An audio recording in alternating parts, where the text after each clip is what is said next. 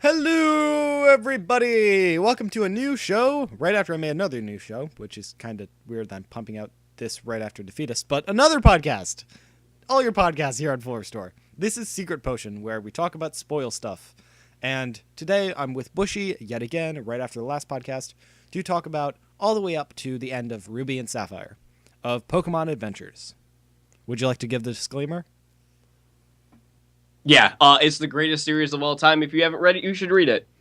And you shouldn't listen to this because you should watch later and listen to it later because the entire, Pokemon Adventures is made by its twists. Amazing. Its twists are the reason why you read it. There's a few reasons why you read Pokemon Adventures. We're going to gawk over it. Reason why you read Pokemon Adventures. The adaptations of Game-Canon stories, the original stories and original characters that are made from just out of fucking nowhere, like New Mauville, like when you take something that's in the game and then make it into something batshit crazy, like New Mauville. How things come together, these things are perfectly written. Like, think of the best written anime that has come out in the past 5 years. Like, nothing comes close to, like, how stuff fits together even 5 years after a manga has come out. It's just like fits together perfectly. And second to last is battle tactics. You remember from Ruby, right? When Pokemon abilities came into play, every time they fought a Pokemon, they'd work the ability and the nature and the Pokeblocks into everything. And it actually taught kids some valuable lessons about how to fight against certain opponents and they taught it in a crazy good way. Like, the best thing, Pokemon go in their Pokeballs. And they're actually just tiny Pokemon. It's not some weird magic police system or anything crazy. They're just tools to keep Pokemon in tiny places. You love that part of it, right? The adaptation, like you said, just taking a video game and making it into a more accessible medium like that and explaining everything and being like, hey, this is how this does this and blah, blah, blah, that sort of thing. It does it justice because it's not just like reading a book about a turn-based RPG. It's like reading a book about an actual adventure going on. It's crazy. And, like, they work everything in kind of the way that, like, the anime did in, like, the third and fourth generation when it was actually good. What they do is they'll talk about shell armor on a Crawdont, okay? And it's not that, shell armor in the games, it's like a shit ability. It's like, you can't get critted. Okay, who cares? That's RNG anyway. But in the manga, it makes you really respect it because it's like, wow, it has no weak points. In this world, you have no idea what level Pokemon you're going to encounter. You could have level 20 Pokemon and a freaking Salamence shows up out of nowhere. You know? You could be a little kid and a Salamence shows up out of nowhere and ruins your entire life. Oh my god. But you need to take advantage of weak points, and it's not all typing. Like, typing really doesn't matter all the time in the manga. You know, like, you have a water type and I have a fire type. Well, I'll just be better than you and just burn off all your water. Because they don't care about type coverage in that game. Exactly. Because it's all about determination. Just like, if you believe in them, they will power through anything. They're awesome. Well, it's just, it applies battles instead of a game of math into a game of strategy. It's like literally, like I remember in Red and Blue when like Giovanni meets up with Red for the first time, but you don't know it's him. And he's like, all right, so these Magmar are going nuts. What are you going to do about it? And he's like, all right, I got this, that, and the other. And it's not just, you take one Pokemon and just steamroll them. It's like you literally figure out how to handle a situation and, deter it to a point where things are better again for the most part. And it's just, it takes, like I said, it takes the idea of, like, it turns math into strategy. And it's amazing because you see the thought process. And it turns strategy into the thought process, into this roleplay kind of thing, where it's just like, that's their world. They're aware of this stuff. Exactly. The thing that always comes to my mind is in the Ruby and Sapphire chapter with the Skitty and the Crawdont. I'm going to bring up the Crawdont again. Ruby and Bryony are going over that this Crawdont has shell armor. And it's climbed onto their boat and it's just standing there. It's like, what the fuck? I got to deal with this. Also, sorry if I swear. I kind of have a problem with that. That's all right. It doesn't matter to me. It's like, oh, it has shell armor. We can't move it. Like, you can't break its shell. The thing is OP. But you have Skitty gonna take down how's a Skitty gonna take out a Crawdon?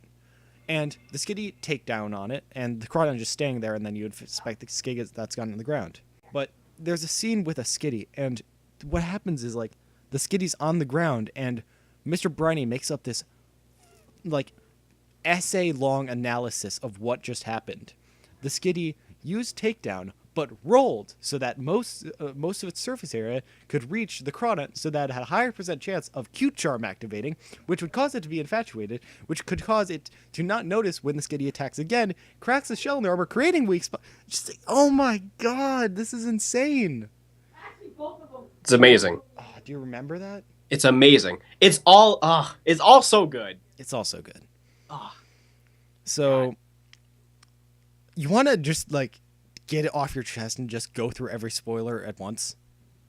Sure, why not? Okay, we'll take turns, starting from the very beginning, okay? I'll think of the first spoiler, and then you can think of the next one. I'll try. And they'll gradually get more and more spoilery. First spoiler, it's like chicken, you know? First spoiler, not the big of a deal. 4 of the gym leaders are evil and working with Team Rocket. Oh, God. See, okay, that actually, amazing. Oh, I was God. like, as soon as I heard, I was like, oh, gym leaders can do what they want for the most part? Oh, all right. This is going to be nuts. Let's see how this goes. Okay. Anything else from the red and blue chapters that is a spoiler? It's It's hard to not go into yellow, because yellow was so plot heavy and red and blue were just so brute force. Well, oh my God, the whole Blaine and Mewtwo thing. Oh God, with the the best skin, part, the best DNA. part of the whole thing. So, oh my God. So get it off your chest. Say it. Blaine. Oh my God. That was part of the whole panel thing too. I was so excited when people knew about that. So Blaine was the head of Team Rocket's science team for the most part, and he was the man who created Mewtwo.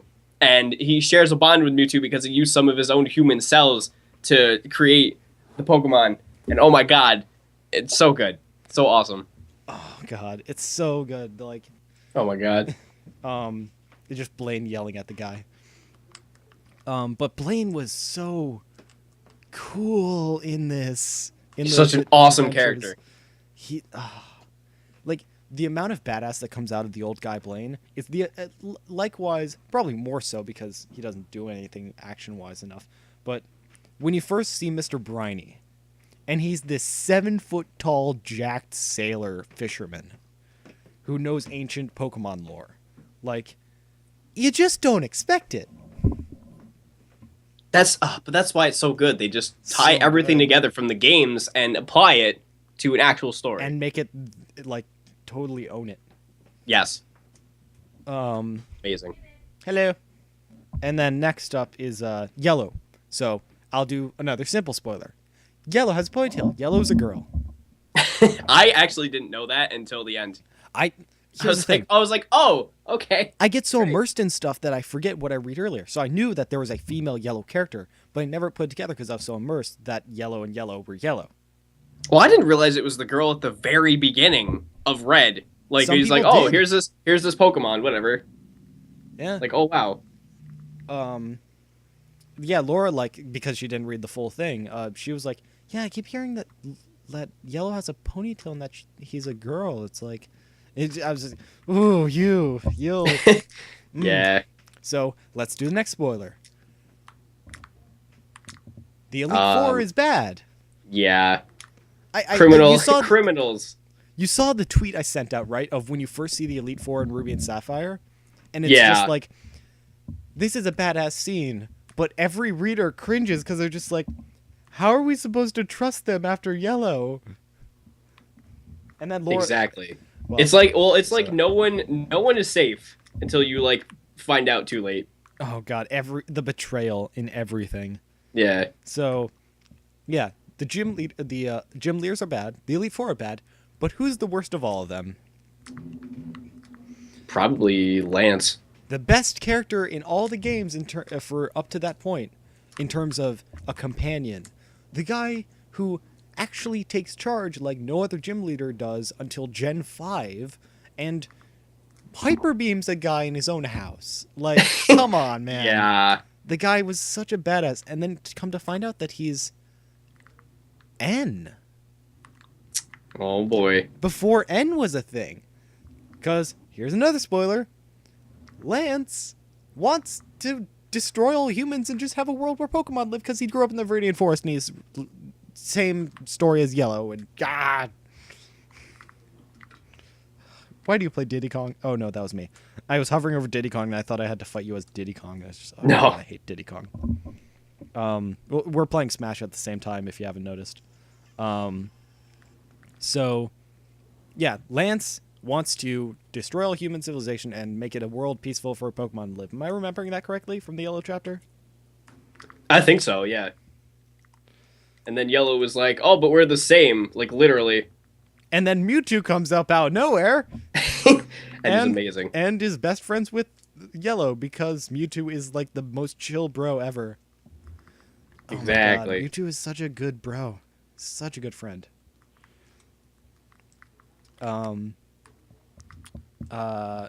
Is there anything else left in Yellow? I mean, let's go over the fact that just like all the fighting types, like, oh God, Hitmonlee. Dude, Hitmonlee, that's a mindfuck right there.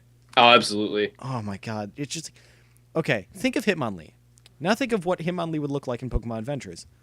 None of you, if you haven't seen it, are guessing that Hitmonlee stretches out its arms in like in the most insane way ever. It just fills an entire cave and makes bridges with its arms and legs.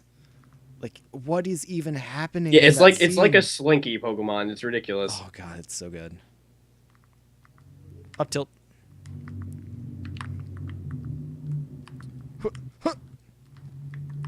Ooh, some interference there.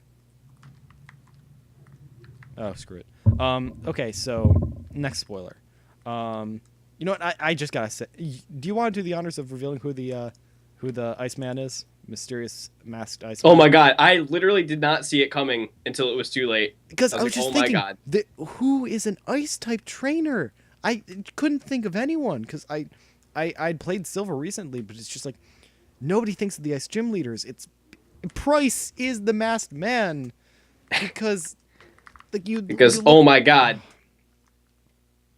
Like, you look back at the anime, I don't reference the anime for a lot of stuff because I usually hate it because I didn't watch a lot of it. But you look back at the anime and you're like, oh yeah, the whole thing with his Pokemon and his Lapras or whatever it was. And it's I think just it was a Lapras, right? Or yeah, that or a no, it wouldn't make sense if it were a Dratini. But it's just like Price. Oh my God, that tiny little dude.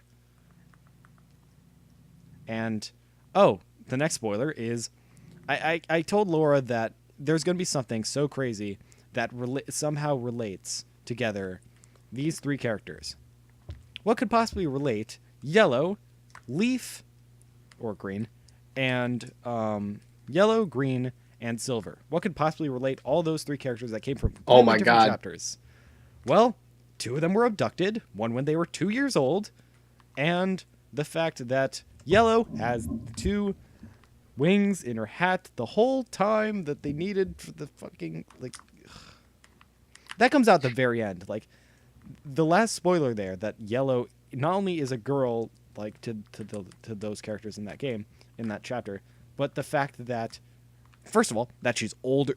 Like, do you love the running gag that Yellow is older than pretty much everyone? Yeah, it's pretty great. You'll see another one of those in Fire Red and Leaf Green when Silver's hanging out and Silver meets up with Yellow, and he's just like, "She's older than me." What? Great. Yellow is older than everyone. It's crazy. I mean, when you first find out that Ruby and Sapphire are 10 and 11, it's just like, jeez, these kids are young. That too. Like, there's a lot of reasons of why. I read the first half of the Black chapter, okay? And I've looked at a few images of the Yellow, of the X and Y chapters. But the thing is that it just doesn't seem as intense to me. And probably part of the reason why is because they're adults. They're teenagers. Right. And it's just not as impressive. I believe it. Yeah, it's just not as impressive because... Oh, damn, too far away. Oh, you use the different angles. I love you for that.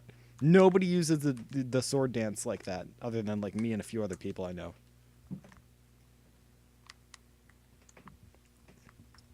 Oh, if only I'd gotten that out of it sooner. Oh, God. Wow, I never thought to use neutral air right there. Smash potato.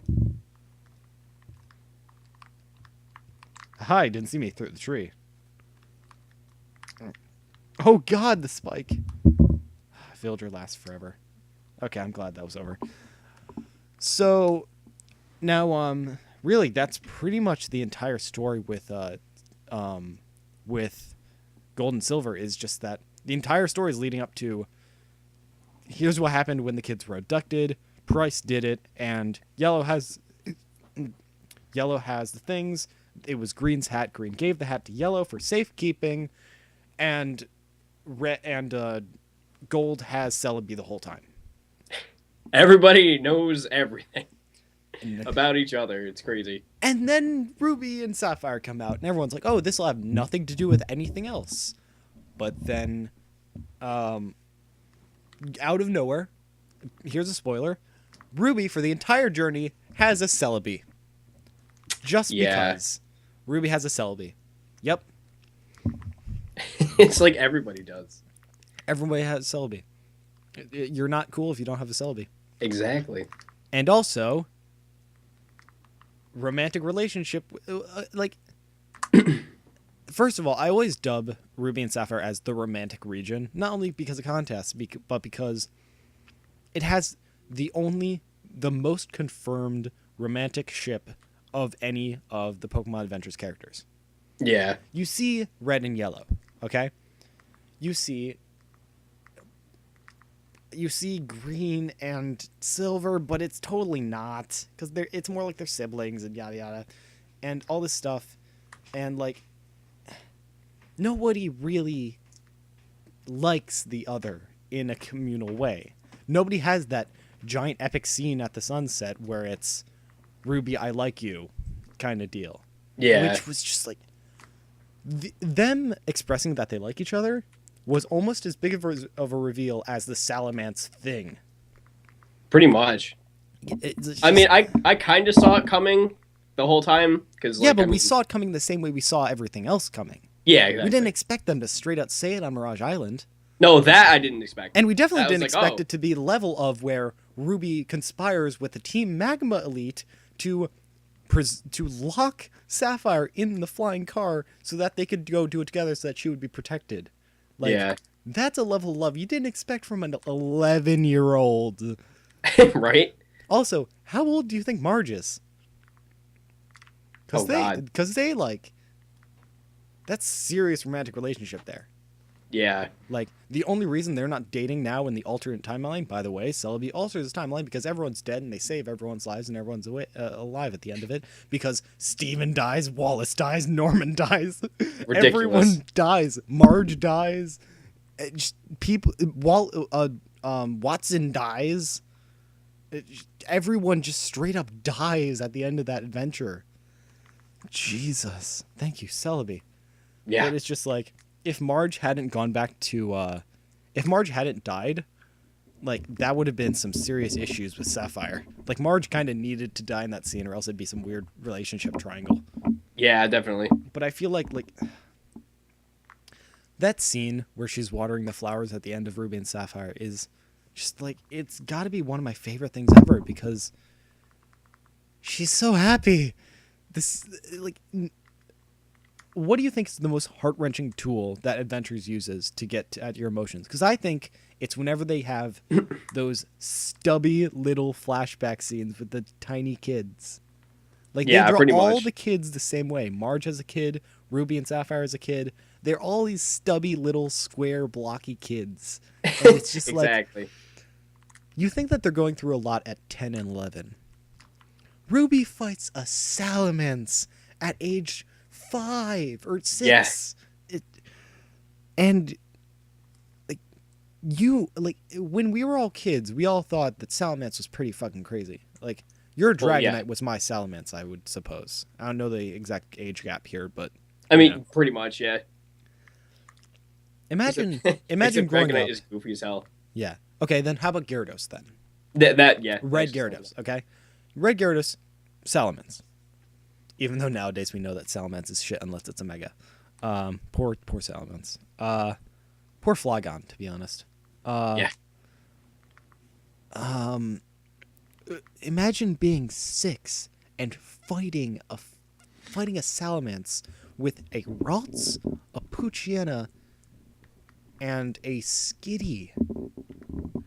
Like, no wonder Sapphire was scarred away from like, no wonder Ruby was scarred away from battling because of the look of fear. Like, have you ever made someone so scared you felt bad? Yeah, I know the feeling. I have, but imagine doing that at 5 or 6 years old. Right? It's just, imagine being such a good battler, such a ferocious battler that you scare people with that.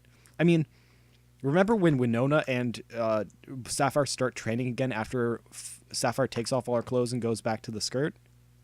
Yeah. The ferociousness there? That's Ruby. She got that from Ruby, and it's just this... like, his face is covered in blood. He's just like, half his face is torn off, and he's just like, thumbs up, I got it. And Sapphire's just sitting there like, you look like, basically looking like someone just stabbed a giant beast repeatedly with a jagged 2-edged knife. Pretty and he's much just standing over it that at 6 years old, happy. God. I also, okay, best callbacks to the community, because I say It's a Hat has to be the best one. Yeah. Like, why are you wearing that hat? Are you trying to cover up? Like, why do you have white? Oh yeah, it was, why did you dye your hair white?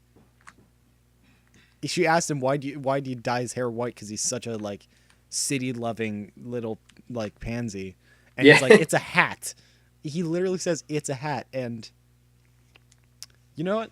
I need to show you something, because it's a hat is oh whatever. Do you know Erilyn, the Gardevoir blog? I think I know of it. Yeah. I'm going to find it because there's this one image that I showed at the very end of our podcast that I thought was like, because Laura didn't know about the It's a Hat thing until I actually showed her pictures of it. She forgot because I feel like the guys are all the people who fall for the jokes, and girls are all the people who fall for the jokes that the guys don't fall for in Pokemon. Because a lot of girls instantly knew that Yellow was a girl. A lot of guys never noticed. A lot of guys were convinced that Ruby had red hair. White hair. I was convinced he had white hair. Like, there was the debate, and I was like, I don't care if you see a little bit of black hair. I see white hair. I know it's ridiculous, but I see white hair.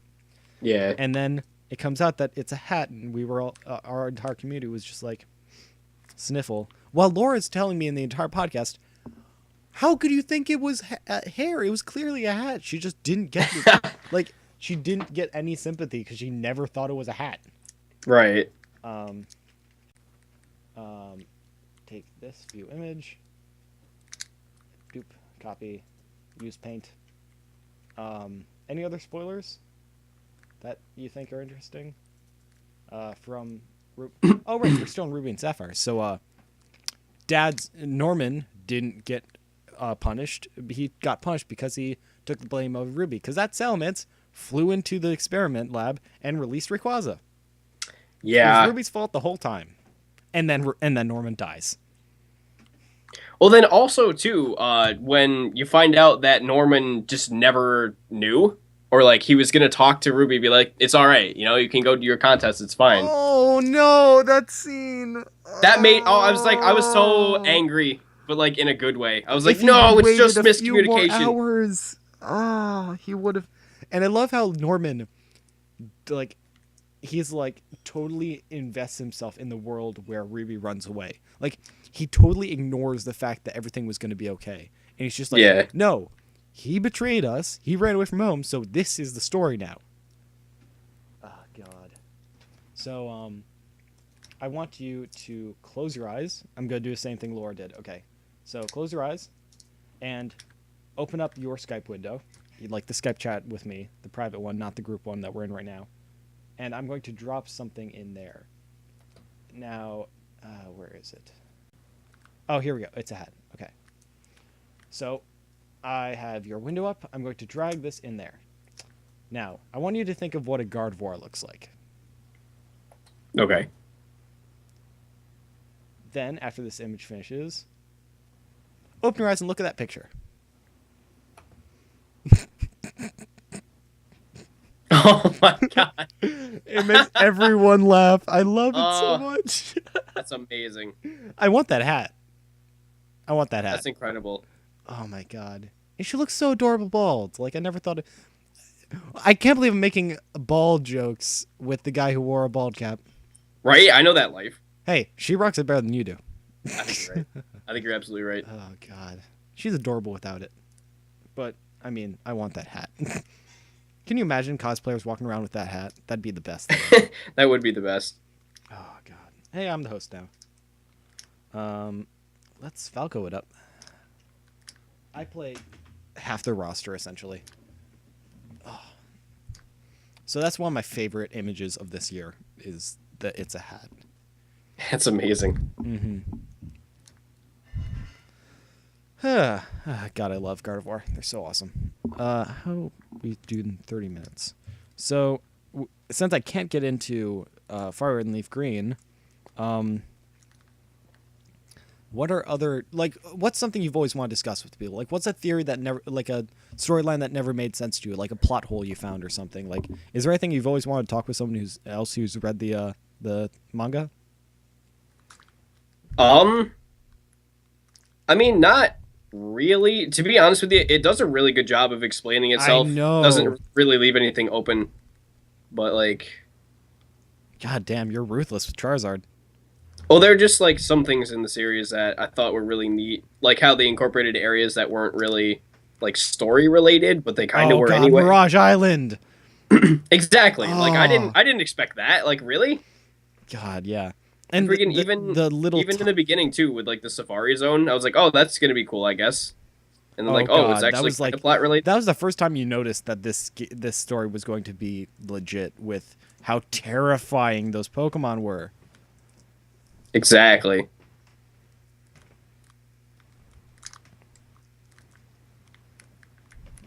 I'm a Fire Flying type 2. Come on. Yeah. Recovery high is never a good idea. Oh. Nothing is safe on Charizard Shield. What the? Oh, the shards of that attack. Oh, what the hell? The neutral air is so good. Oh, God. It's Charizard versus Falco. You are a maniac for using that to recover. Yeah.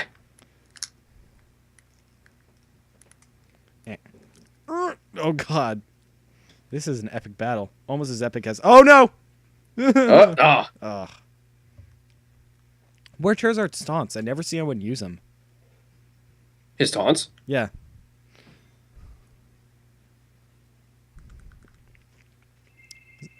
Those looked all the same. Yeah, it's pretty much just roaring and being angry. I had to reset my 3DS, so I don't have any of my custom taunts. Never safe on shield. Oh, I should lay down. Shine. Shine. Shine.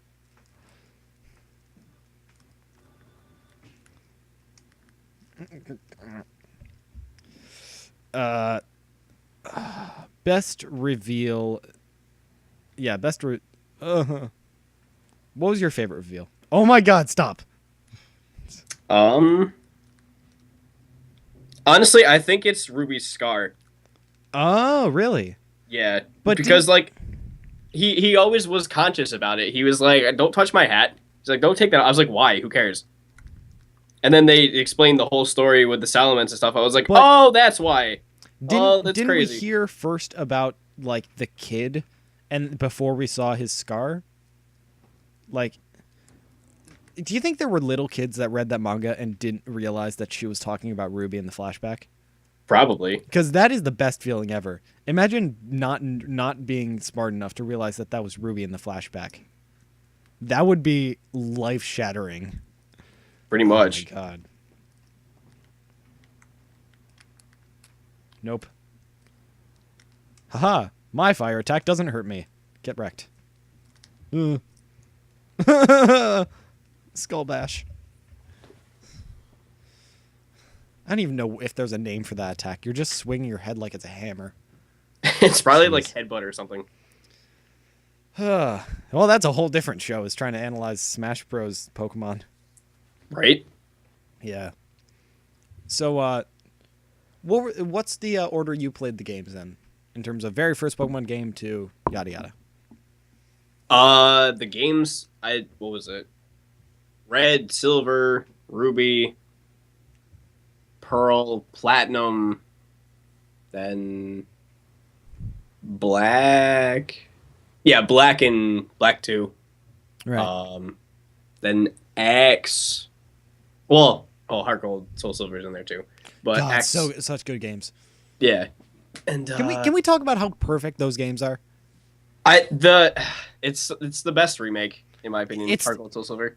Okay, if you want to get someone into Pokemon who doesn't care about story, you have them play Heart Gold and Soul Silver, because no matter what game comes out, it's going to be hard to top Heart Gold and Soul Silver for the best, simple, just battle game ever, because Heart Gold and Soul Silver is the longest game by far. It is like, it has the special and physical moves, which is amazing, which you need. And it has Gen 4 Pokemon at the end of it, so it has like replayability. Not to mention, pretty much. Not to mention, it's the only region with the Jade Orb. Like, people totally forgot about that, but I thought that the red, blue, and Jade Orbs were going to be Mega Stones, and I was right on a few of those. Oh god! Come to find out. Okay, so there's an ORAS Pokemon Adventures apparently. Is there? They're already there. Apparently. I saw one picture on Google Images that was Zinnia, and I just realized, I was like, that's not a fan thing. That I know Pokemon Adventures when I see it. Yeah. N64, be with me. N64 hype. Oh god, cannot roll away from that. Are you okay? Okay. You're not Jigglypuff. Get out of here. Right? Oh, God, the lag.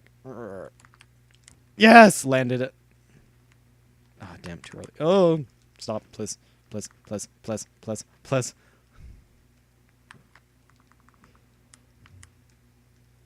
This is smart. Flying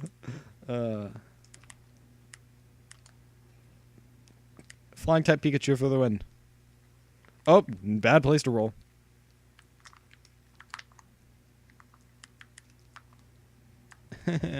Nobody uses a side B as much as you do.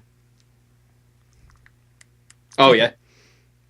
I've never met a player that plays like your Samus.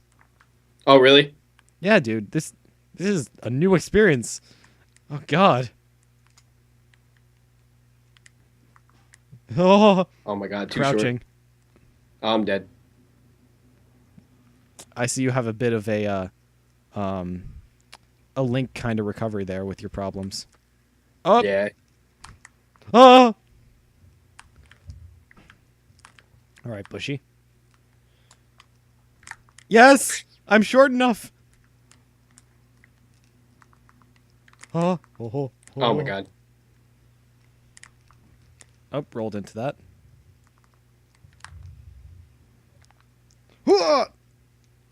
Skull bash. I should have gotten a down B off. Oh.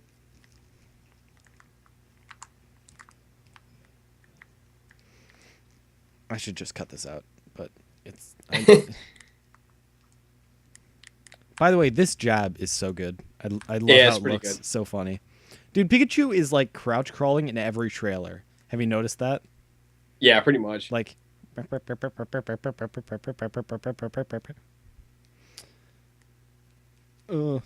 So Laura was telling me when I brought up Pokemon Adventures, she brought up this other comic that she read. It was a Diamond and Pearl comic. Oh yeah, yeah. And I was trying to figure out what it was exactly. It had this character named Izumi in it or something. You know what it is? I'm pretty sure it's Pokemon Diamond and Pearl Adventures. No, not Pokemon Adventures Diamond and Pearl. No, it was the name of it was the two characters. Like it was blank and blank, a Diamond and Pearl really? adventure. Hold up. Can you send a friend request to her when we're done with this match, of course, because this is very hype. And I'll ask her what the name of it was. Super combo. Oh nope, that didn't work.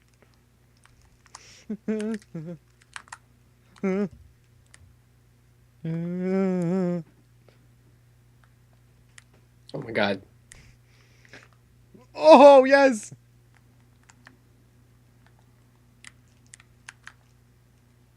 Good.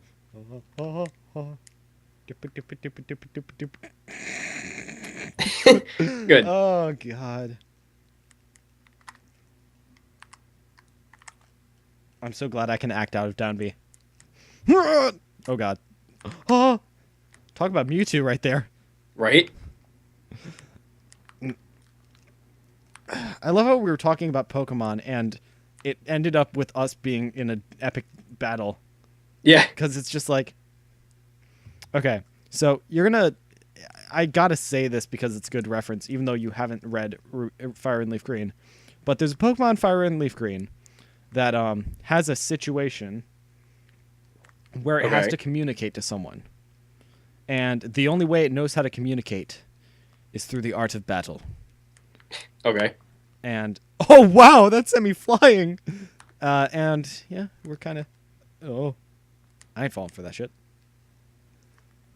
Oh no, that was so close! We're just above it. Oh god. Oh my god, this is so intense! Nope. DI. Oh, wrong DI. Oh god. You have every other character for your moveset. That's a Falcon jab combo. Oh god, now I see the spike. Yeah. Huh?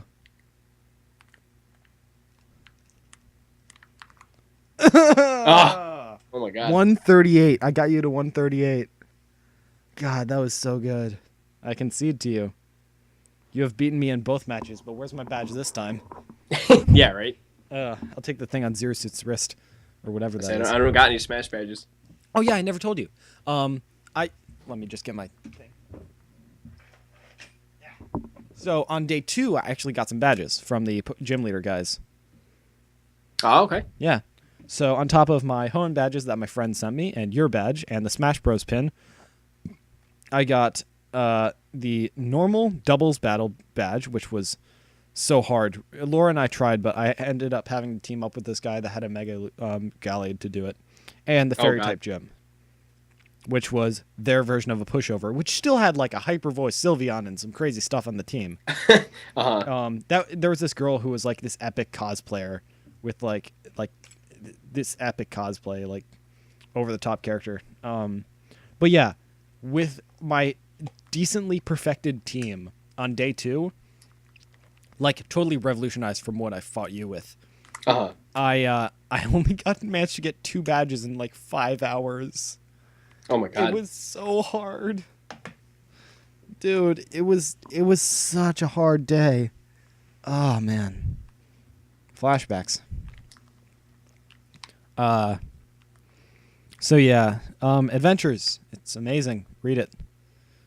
Exactly. I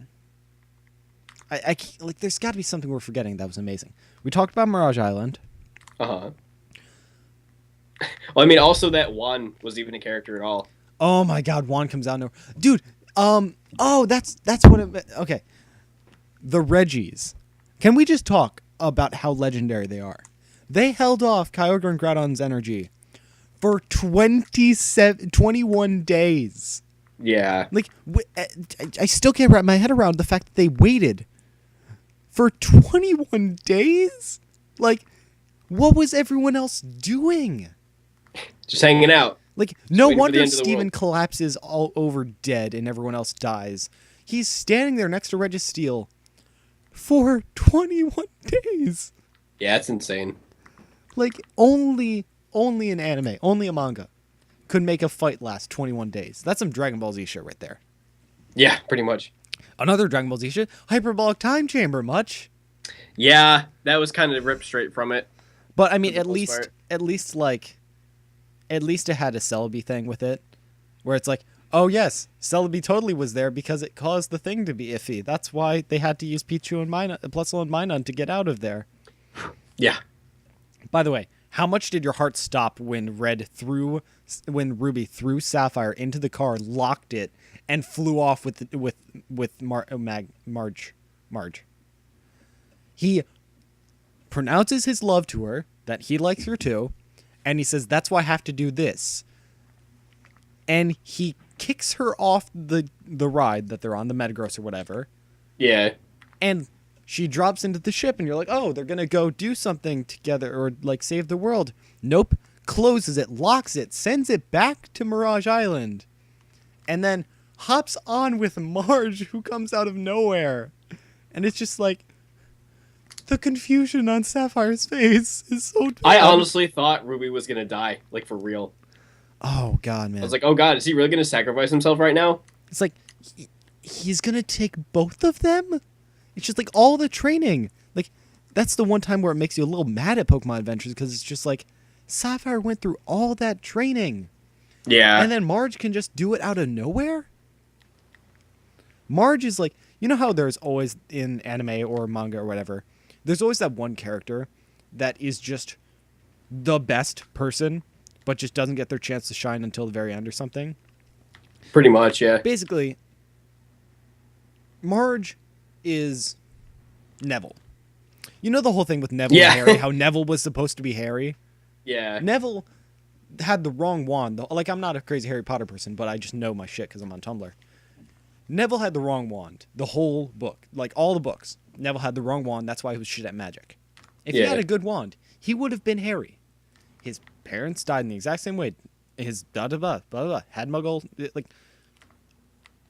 he was all set up to be Harry, but instead Harry had to be Harry. And Exactly. Neville would be totally good. Like, if Marge had this shit happen to them, Marge would have been better than them probably. Because Yeah. instantly she's able to force the orb out of her, like, oh, God. But the only reason that she dies is, well, not only because of Kaven, but because it didn't choose her. Yup. But it totally would have if it didn't already choose Sapphire. It's just, oh, God. Also, where the fuck is Wally? Let me just clear something I up. thought he was in Emerald, right? Okay, yeah, he's in Emerald, but... Okay, so he meets Rayquaza. He wakes Rayquaza up. Rayquaza flies off. Next time you see Rayquaza, Norman is riding on top of Rayquaza, and then Ruby runs up, and as Rayquaza roars, Ruby touches the two orbs to the Kyogre and Groudon, and they leave.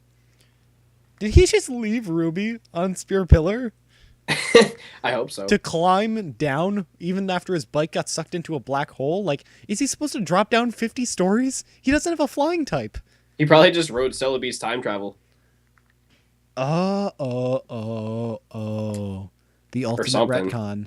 Something goofy, yeah. The ultimate retcon. Dude, like, they don't explain it. Nobody knows what happened in that alternate storyline. Like, maybe Ruby was with Norman and Wally never was at, like, we have no idea how much Celebi rewrote.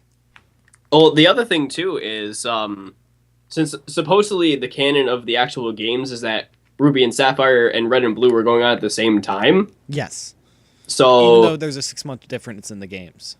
does that mean that I've that never Gold told you. and Silver? Fire Red and Leaf Green takes 6 months after Ruby and Sapphire. Are you sure? In the manga. Oh, okay. Okay, then never mind. I was gonna say because what if the rewritten You timeline saw was the actually Giovanni gold, thing, right? You saw the Giovanni thing at the end of Ruby and Sapphire.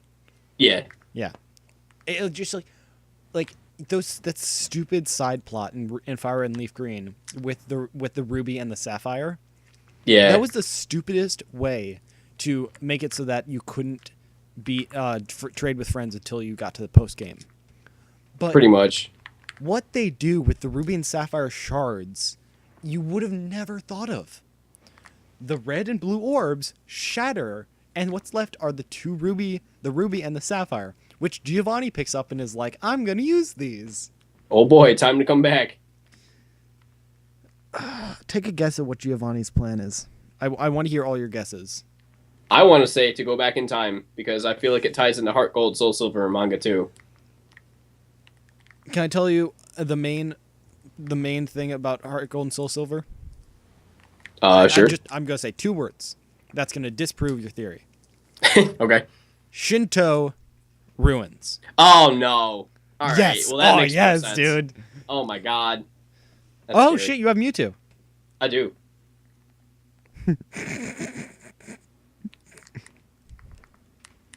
Speaking of Mewtwo, guess what's with Mewtwo? Giovanni ain't the only person coming back in Fire with Leaf Green. Oh, good. That's exciting. Dude, Mewtwo is the shit in the next season. I believe it. A bunch of good people come back. One of the Elite Fours from Kanto actually helps them on their journey. Guess who? Probably. I don't know actually. Who would? Maybe Bruno? Well, I mean, let's talk about Bruno's appearance in Ruby and Sapphire and how epic that was. Yeah, that too. I was like, "Oh, that makes so much sense." Like we were kind of hating on Brawly for like the way that he acted. Like we know that he has an island city and everything, but he was kind of being, oh god, that reflects. Keep forgetting.